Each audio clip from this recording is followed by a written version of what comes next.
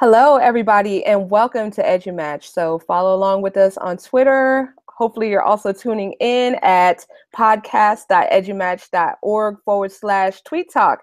So speaking of EduMatches, you know, you could be the featured person of the day. Just check out our website, edumatch.org, and under Get Connected, then just sign up on the person of the day. So today we have a very special episode, and we're going to talk to two of our friends at CV Tech Talk. So we have Kat and Adam. So I'm going to tell you a little bit about each of them. So Kat is an ed tech and integrated studies consultant in Tulare County. She is a Google certified innovator, Q Rockstar faculty, and an ISTE presenter. Outside of CV Tech Talk, she is a co-organizer of her county's tech rodeo and facilitates her project, Site Leads Connect. And Adam is a technology coach in Cutler-Orosi Joint Unified School District. He's a Google certified educator levels 1 and 2, Google certified trainer, and Apps Events Admin 1 and 2 certifications. He's been in education since 2003 and was a 2017 Q Leroy Finkel Fellowship finalist. He's also presented at ISTE, and I got to see y'all at ISTE a couple weeks back. So welcome, welcome, welcome. Glad to have you guys here at CV Tech Talk. Thank you. Glad to be here, Sarah. Yeah, Thank you. I feel like I just saw you. That's right. I know, right? It's like deja vu, right? All right. Well, we're going to go ahead and jump into the questions. So the very first question for you all, what's your background in education? So what brought you to this field that you all love so much? So I actually taught music before I went into public education. And what I really like about education is I'm passionate about it because I saw my brother really struggle a lot in the traditional school system. And so really wanted to help there be opportunities for all types of learners. And then in public education, I taught kinder first and second, fifth and sixth grade. So I did a lot of the elementary level teaching in Sanger Unified, which is a rural area here in the Central Valley of California. And then I was an instructional coach. I was on the dark side, as some people say. I was a summer school principal for a while. I never said that. Right. Anyway, loved it, by the way, love it. And now I'm at the county level working with, and I really have a passion for working with administrators as well as teachers in providing opportunities for students. All right, that's awesome. And how about you, Adam? Well, man, it's a interesting, long story. My mom was a teacher, preschool, second grade for years. Sister is an educator. My dad's been in education. My brother's now a professor, or he teaches fire science at the junior college level. So pretty much everyone in my family has been involved in education one way or another. I'll never forget what kind of got me in this path was a hero of mine. His name's Stephen Baker, former football player at Fresno State, wide receiver. He actually caught the winning touchdown for the Giants in the Super Bowl in 1990. I knew him when I was a little kid. I remember the way he used to work with me and play with me. And I remember watching he was interviewed on TV one time, and he talked about how the joy he got and the fulfillment from working with kids. And that interview, that statement he said stuck with me my entire life. And after that, I didn't really think much about it. But I remember one time I was a senior in high school walking out of my history class, and I'm just raving about how much I love history. And a good buddy of mine was like, well, dude, what are you going to do with a history degree? And without even thinking about it, I just said, teach. And from that point on, it was just, that's where I was going to go. There was no ifs, ands, or buts about it. But yeah, I started substitute teaching back in 2003, and I got my first full-time gig back in 2005. I work in a very rural district out here in Central California. It's about 30 minutes from the Giant Sequoias.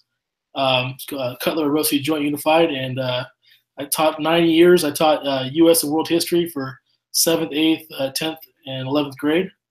About a little over 3 years ago, I got a job. They created the tech coach job. They saw me using tech in my classroom, so they offered me the position. I just ran with it. Been doing that ever since. And my job's going to morph a little bit this fall. They're actually going to let me teach 2 periods in addition to my tech coaching duties. So for all the stuff that I've learned, all the great people I've connected with the last 3 years, I'm going to get to put all those ideas into play now. So very excited to get my foot back in the classroom a little bit more. Sweet, absolutely. Yeah. So it's, definitely when you're able to apply all of that right back in the classroom, then that's definitely, I'm envious, a little bit envious. So cool. So y'all kind of touched upon this, but just wanted to also see who or what may have inspired you to go into the field. So I heard, Adam, I heard you say that it was the football player that you were speaking of, as well as it pretty much running in your blood. So, and Catherine, how about you?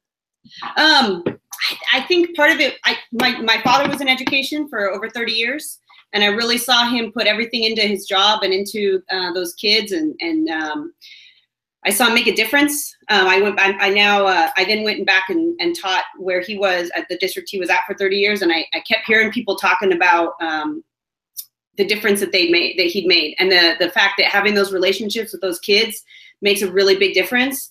I was very fortunate because I was in a home where I was very supported, but some of our students don't have that, and so to be able to have that, provide that relationship and that stability for those students and really inspire them that they can be more than they think they can, I think really, and I didn't see that until I was an adult, and I went back and I started talking to some of my dad's former students, and then I really saw that, we really can make a difference. And as a kid, I didn't really, it's just my dad, I don't really think about it. But then when I started teaching, I started seeing that it really is all about those relationships. It's really all about the students.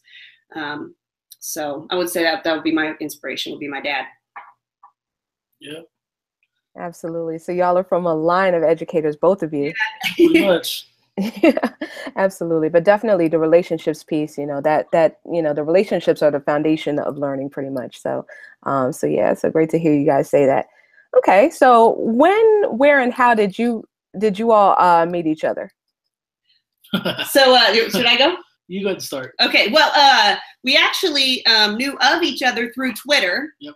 But had never met in person, even though we probably, we found out later we were at similar conferences and such for a couple years, and even in the same session, and put it together, but never really officially met. So when I got the job at the county, Adam works in my county, and I remember hearing that that he was gonna, that, oh yeah, I know that guy. He's on Twitter. He does some good stuff. He's doing good stuff with his kids. And so when I got the job, I went out and just wanted to meet with the tech leaders kind of from the area and find out, I have a passion for moving systems forward through people. I really believe it's all about people and relationships, and that there's no way going from a single school site to a county that has more than 200 schools, there's no way that I can make a difference by myself. And I wanted to talk to all these tech leaders in the area and say, what are your thoughts? Because I really want to empower you and make sure that we are growing through collaboration. So I went out, sent an email, made an appointment, and met with Adam on July 27th. It was about a year ago. But right now, right? I got that email. And I again, of course, I had recognized her name. I remembered her obviously from Twitter. Right. Funny thing is, she actually worked with my mom, and my mom had mentioned her and stuff. I go, yeah, I recognize the name. And then I through the grapevine, I heard that she got the job with the county, and saw the email. I said, okay, it looks like she wants to connect with coaches. That's good, on summer, and yeah, should be a cool little. What should have been a quick little meeting. We ended up talking for nearly 4 hours. It's just like, whoa, we couldn't, it was crazy. And so we just started just talking shop and just put all our ideas on the table. And, we just, we're like, man, we got a lot in common here. We have a lot of same goals, and it's a great collaborative partnership kind of blossomed out of it. Yeah. And I think what our big thing was we both really felt that we wanted to empower teachers. We're both in these coaching positions, and we felt like we want to empower teachers and we want to facilitate collaboration. And how do we do that?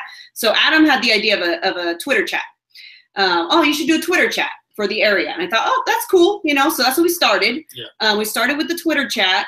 And really grew into not just our area, but we have regulars from across the nation and across the globe occasionally as well. And now it's become so much more than just a Twitter chat. It's a hashtag people use to share resources. And we have a website now. And this all really grew organically. Yeah. And so what we really like about it is, like, we had some of our members say, hey, you should do a book study. Said, okay, so we start a book study, and then someone, Katie McNamara, says, hey, you should do it. Can I add a flip grid onto the book study? I said, sure. So I think the fact that our jobs really in this, our vision is just to facilitate the collaboration between all these great people, and so that's but that's kind of what brought us together with this journey here with the CV Tech Talk. Yeah, we had we'd been kind of active on a lot of different Twitter chats for a while, and that's how we kind of knew each other, and we were so kind of inspired by it. We got so much out of it, yet we knew people we worked with had no idea about this other world of Twitter chats, and we're just learning. Our learning rate was so much greater than everybody else, and we want to get everybody else involved, but we didn't know how. Then we met up and we started sharing ideas, and the chat was born, and I guess the rest is all history. It's just growing more than we ever could imagine. Yeah, there's definitely a need for this kind of collaboration. So it's great that y'all are making that happen in your area and beyond. So because I know that we all met, like, y'all are on the other side of the country and I'm on the East Coast, and I heard about y'all and all the great things that you were doing. It was just like, wow, so join the Voxer group. And y'all are like everywhere. Y'all are on Twitter, y'all are on Voxer, y'all are on Facebook. So just everywhere. Huge shout out to you guys for all the work that you do. So can you tell a little bit about how, like, people might be able to get involved with CV Tech Talk? Well, it's pretty hard not to be involved. We're in so many different places now. We have we're getting started with Twitter, and then we went on to Voxer. We have the group on Facebook. We have a Google Plus community. Just launched a website.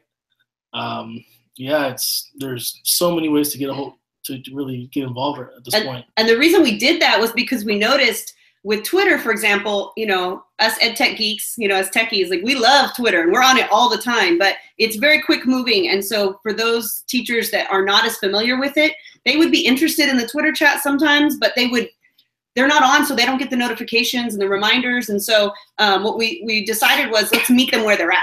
And so that's why we started the Facebook group and then the Voxer group, just to give people multiple methods, multiple platforms, because everyone's different. So we're trying to meet everyone kind of where they're at. The Facebook was just kind of like on a whim. I was just sitting down, killing some time, and I started, let's create a Facebook group. I invited everybody I was friends with on news and education, and she did the same. And we started promoting the chat on Twitter through Facebook, and all of a sudden we're getting more people. And it was nuts. And recently started the Google Plus community, and I remember in my district, I get a lot of teachers asking me, what are those little notifications, that little number I see above the waffle from Google? It's usually Google Plus stuff. And I figured, well, I should make that mean something to a lot of people. So, hey, give you a reason to check it. So it's still kind of small, a community, but we're sure it's going to grow pretty soon. And our website, be sure to, we're always kind of updating that too. So that's kind of the one-stop shop. So people are trying to figure out where to connect. Just www.cvtechtalk.org. And we've got a Get Connected page and the book study and pictures, shared Google photo folders now with pictures and all sorts of stuff. So a lot of our kind of BFFs and regulars, we're going to create like member profiles. With links to all the stuff that people are doing. So. And probably actually make a physical card. We'll mail it out to everybody. So that's still off in the future, but that's it's on the whiteboard right now. Oh, see, I'm digging that. I'm really digging that. Yes, absolutely. So what else do you foresee in the future of CV Tech Talk? Like, are there any big projects involved with CV Tech Talk that you foresee happening either in the near or the distant future? Well, so far the first kind of things we've been doing is like the meetups. We just call them IRL hangouts. We've had a few so far. They've been relatively successful, and it's just a great way. This is another way to connect. We're gonna have some moonshot thinking. we're thinking of maybe doing our own little event, kind of free PD event. We've talked about that. It's it's on the whiteboard, but that's still a long way off. But that's definitely a possibility. So I think though that our best ideas really come organically, and they come a lot of times from our members too. And so just asking them like, what do you guys want to learn about? What are you interested in? What do you? That's kind of where we get where we get the best ideas, to be honest. Because really, it's not about us. It's about everyone that's involved. And so if they say, hey, I'd love to connect this way, that's kind of what we want to do. So people told us, hey, we want to meet up. We want to have real life meetups, and that's kind of where we started our IRL hangouts, and we'll just keep growing them. And as other people, as people have ideas, hey, why not? Yeah. That is awesome. And that's like the best way to do it, to create it and then hand it over to the community. So absolutely. I definitely dig that. Okay. So just switching gears for a second. So on Twitter, I see the hashtag ADAKAT. So could y'all explain what that stands for, what it may mean? It kind of started off as a joke. It was just, it's kind of like, it's just the first three letters of both of our first names. So ADAKAT. So it's we're doing something collaboratively, and Adam goes, oh, we should make a hashtag when we work together, And I kind of laughed and said, oh, that's corny. And then it stuck. And then people started actually using it. I think he was the first person to actually really put it on Twitter was, I think it was Dave Burgess. Besides us, Dave Burgess himself is like, he put ADAKAT. We're like, whoa, this might be a thing. And then, people will see us like at conferences and they'll hey, ADAKAT, and like, oh wow, it was just a joke, but it kind of stuck, and we're just gonna run with it. Why not? Yeah. I have an ADAKAT tab on my website, so that's where I house all of the stuff that we do together. So, but I guess it just represents like just that collaboration of anything that we do together. And I think that what's powerful about how we complement each other is like Adam's got that secondary experience. I got that elementary experience. He has more time like coaching, whereas I had a little more time as admin. And so we kind of, I think that's what works so well. And so just that variety. It's very complementary. Right. So. Absolutely. So that's cool. That's cool how y'all kind of balance each other out, in terms of like your areas of experience. And so that is really cool. So, all right. So what other kinds of projects are you working on individually? Kat, what about you? Sure. I'll start. So right now for my Google Innovator project, I'm working on a project called Site Leaders Connect. It's siteleadersconnect.org. And it was what came out of was we have a very rural area, as we talked about before. And so I saw that there's when you're at a school site, you have people, some people still teach in silos, but you've got teachers next door, right? And as a principal, we got a lot of single school districts where those administrators don't have another administrator on campus or even in their district because they're a single school district. And so the next administrator is miles away, and they didn't really have a place to connect. And so I wanted to meet that need because I really feel that connections are the way that we learn. And so the idea is to kind of create like virtual PLCs, and go that route. It's been exciting because there was a lot more interest than I expected, but the interest was a little different than it's kind of interesting to see what people are interested in. So I'm going to continue, just like I talked about at the Innovator panel, as you heard Sarah, just continuing to figure out what is it, that end user, what are their needs, what are they wanting, because my job is to facilitate that collaboration, and if it needs to change a little bit, then that's what we'll do. But it's something I'm really passionate about because I really believe that, if our administrators don't have vision and aren't supporting our students through their support of empowering teachers, then people like Adam can't do their jobs, because if the administrator is not supporting that coach by telling the teachers that that's important, then it's really pointless for the coaches to even be there. So that's kind of my project is going after those administrators and building their capacity and getting them excited and inspired. Absolutely. And the gears turning one another. So absolutely. Yeah. All right, cool. And Adam, what about you? Like projects or events, recent exciting things that may have happened? It's I'm working on a project right now. It's called the Cardinal Innovation Center. Cardinals are the mascot for our high school. I As I kind of got my really feet wet with my job, I started just kind of almost out of the blue. I started going to classrooms. I see students who are bored. These are your kids who need to be challenged. Kids are very intelligent, but the pedagogy is not, it's not working for them. They end up either being really bored and just giving up, or they cause problems in class. So I was wondering, we always kind of pander to the lowest common denominator. Those low kids. That's all we're worried about. But what about the kids who need to be challenged? So I started, working with some teachers where I said, here, give me those high kids that get it. Okay, send them to me. I'll lower your class size. You can work with those kids who are low. Give me those high kids, and I'll create some kind of like tech-infused activity for them to really be challenged. So it just kind of morphed. When I started working with Catherine, she said, hey, that's a pretty cool idea. You should apply for the Leroy Finkel fellowships. All right. I applied. I got in, became a finalist. It was great. And then it just kind of snowballed from there. I kind of created now, it's a virtual and a physical learning space now, where the physical space, it's not your typical classroom. I've inherited, a good friend of mine, Ed Campos, donated some flat screen TVs and some a lot of cool tech toys and stuff. And we really kind of redesigned the physical space. Flexible learning, flexible furniture. We have whiteboard walls, floor to ceiling. It's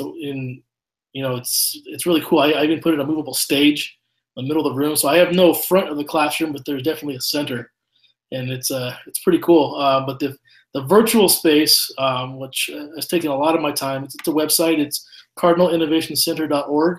It's meant for my middle school and high school. For teachers, on the teacher side, there's a teacher portal where they can click there and they can plan with me. They can book themselves onto my calendar, and I have 5 different kind of 4C infused lesson models where we can really plan for them to really get their kids either to come into my room or I go into their room, or we split them up, however, and really get those kids creating, but not instead of consuming content. So for the students, there's a variety of ways for them to get involved. Kind of like mini clubs. There's one called the YouTuber Crew where I'm encouraging kids to give them a platform to create stuff on YouTube. We have a blogger cafe where kids are going to write, and I want you to write what you want to write about. Don't be writing essays for school. You guys are going to blog about your interests. We have a Book Snaps gallery where students, whether it's from the library, it's from a textbook, it's a novel read in class, they take book snaps and they submit them to me, and I display them and I curate them so kids in the future can go to the gallery and see what other kids have shared their ideas about each book, and it's they're sharing their knowledge and ideas. We have a sketch notes gallery that's designed to do the same thing.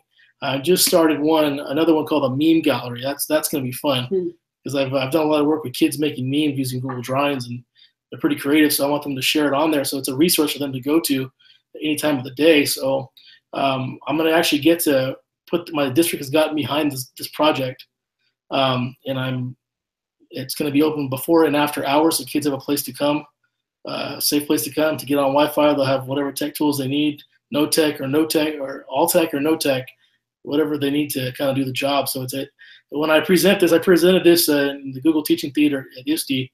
I compared it to being an onion on steroids, because it's got so many layers, and it's a lot to take in. But I've had it in my head for so long, just kind of put it out there, and a lot of teachers can pick and choose what they want to do. They can make their own innovation center of their own classroom. They don't have to do everything I'm doing, but they can pick and choose what works for them. So that's kind of the idea behind it. That is super cool. I love that. In terms of like all of the choices that the students have. So that's fantastic. And congratulations on on being a finalist. So that is awesome. So I heard you just mention ISTE, ISTE 17. So how was that? And what were your big takeaways from ISTE? It was a blast. I'm working on it right now. It's going to be a blog post, but I was on a mission to take a selfie with everybody that I've met on Twitter, but never in real life. And I probably get like 30 or 40 people that I got to do it with, probably more than I'm sure I missed out on. But for me, going to these big conferences, it's all about, those real life connections. I see people online, but now I get to see you in real life and kind of pick your brain face to face. And it's just so fulfilling. And, in the idea, the way that I get to present 3 different times, that was huge. Because you know what? It was, let's see, what's today's date? The 6th or 5th? So the 28th, August or July 28th last year was the first time I had ever presented outside of my district. And less than a year later, I'm presenting 3 times at ISTE. So it was just kind of like, I look back, I'm like, wow, look how far I've come in such a short amount of time. So it's kind of humbling a little bit. Like, wow, it's, I didn't really think I was doing anything special, but some people liked it, and it's gonna run with it. Well, I think it's a testament too to just getting out there and getting started. Yeah. I mean, I wasn't even on Twitter until, was it like 2 years ago? Year and a half ago. It's ridiculous when I think about it, And now we like moderate a Twitter chat. I'm on all the time, and I love it. And I do PDs about it. And I have, anytime I'm doing a PD now, I've got a separate projector set up so that everyone can see the Twitter feed going on at the same time. And so it's become really a part of everything I do. And so I think that really, like you say, it's just a testament of how just getting out there, and so letting teachers know, just get out there, get started, and you never know what's going to happen. And just being open, I think being open to possibilities. For me, ISTE, I loved all the connections, seeing people that I talk to here on Voxer all the time, but actually seeing them in real life. But for me, also with the lens of PD and organizing conferences and such, I really liked the variety of options that ISTE gave. So, I'm trying to think of for the big Tech Rodeo event that we plan. It's going to be January 13th this year. Expanding the offerings, so it's not just hour-long sessions, but maybe there's some poster sessions. Maybe there's some maybe a little bit more workshop style on some of them. And I really was impressed with that there were so many different ways that people could go learn what was best according to their learning style. So for me, that was kind of my big takeaway, was just the organization of the conference as a whole. Absolutely. So yeah, there was so much there. There was like something for everyone. So absolutely. And I heard both of you say the connections, the face-to-face connections. That was, yeah, for me, that's like the best part, the absolute best thing. So it was great to be able to meet you guys face-to-face as well and take that selfie. That was awesome. Yeah. So, all right, great. Well, definitely we appreciate you being here. And one more question for y'all. How can people connect with you online? Well, you can find me Twitter, Instagram at Tech Coach Juarez. That's where I'm at most of the time. We have the CV Tech Talk Facebook page. We have CV Tech Talk website. We have the Google Plus community and Voxer. Yeah, and and you have your own website as well. If people are interested in the Cardinal Innovation Center. Yeah, we have the techcoachjuarez.com is my website. It's where I put all my resources, ways to connect with me, and all the things that I'm doing. You can find me on there. And of course, we have the CardinalInnovationCenter.org. It's built for my district, but it's a public website. Anybody can go take a look and kind of just glean what works for them. Yeah, And then for me, I would say, my Twitter handle is at @Kat_Goyette. I have a website, www.wonderexplorelearn.com, because we have to wonder and then explore before we learn. Kind of my pedagogical philosophy. And then of course, cvtechtalk.org, we're on there all the time as well. Sure. Awesome. So definitely connect with these awesome people, y'all. Check out #CVTechTalk. So that's every Tuesday, Wednesday, my bad. Every Wednesday at yes. We'll be doing that in a couple hours. Oh, in a couple hours. What, 7 o'clock? Yes. 7 Pacific. Okay, 7 Pacific time. So definitely. So check that out. So thank you guys again for coming on. And this is going to be available online, like obviously as a video. And also we're going to strip the audio and put that out through iTunes, through Stitcher, and everywhere else you get your podcast. So tune in Sunday, 6 p.m. Eastern, 3 p.m. Pacific. We're going to be talking coding and the maker mindset with Marcos Navas, and he's over in New Jersey. And anyone can be a panelist, so just check out podcasts.edumatch.org/sign up. So everybody have a great night and keep on matching.